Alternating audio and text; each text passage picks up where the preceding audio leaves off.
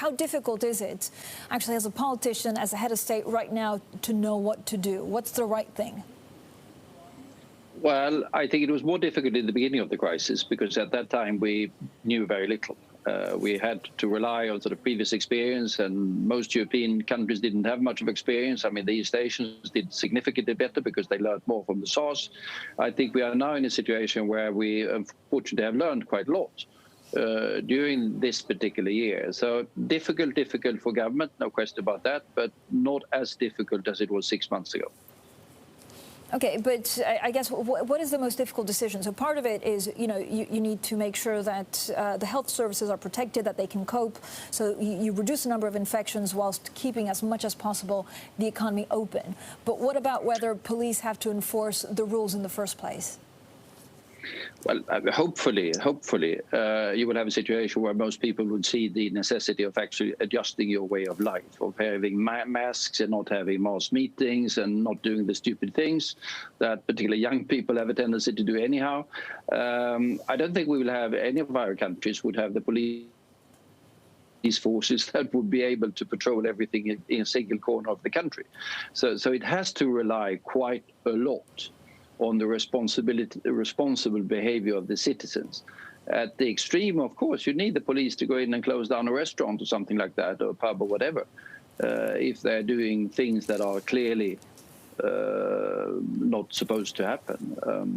But the adjustment of social behavior is something that we will all have to live with for quite some time, I fear.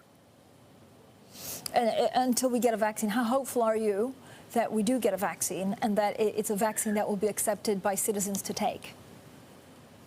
I don't know. But when I listen to those people who know these things are saying, they are fairly optimistic. But even so, it's going to take quite some time for the vaccine to have a sufficient impact upon all of society.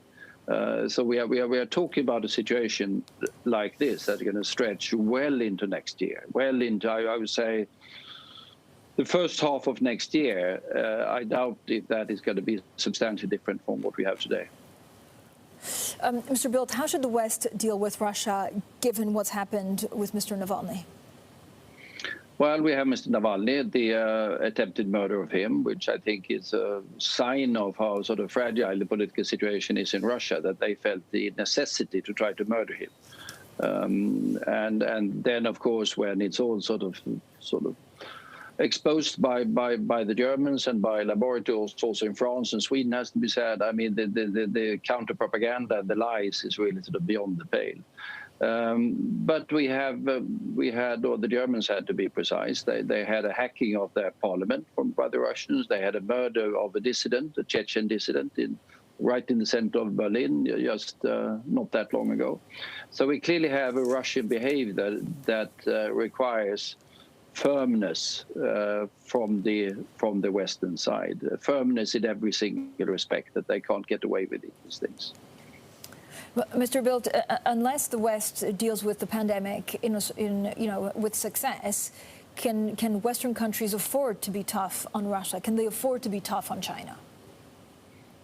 Well, why shouldn't we afford to be? I mean, China is a significant economic actor, no question about that. It's a big global economy. We have a trade dependence with them.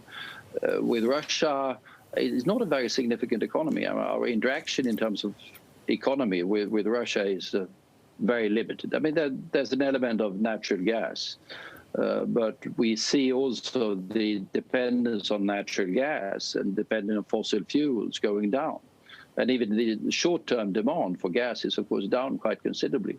So I don't see any sort of downsides on that.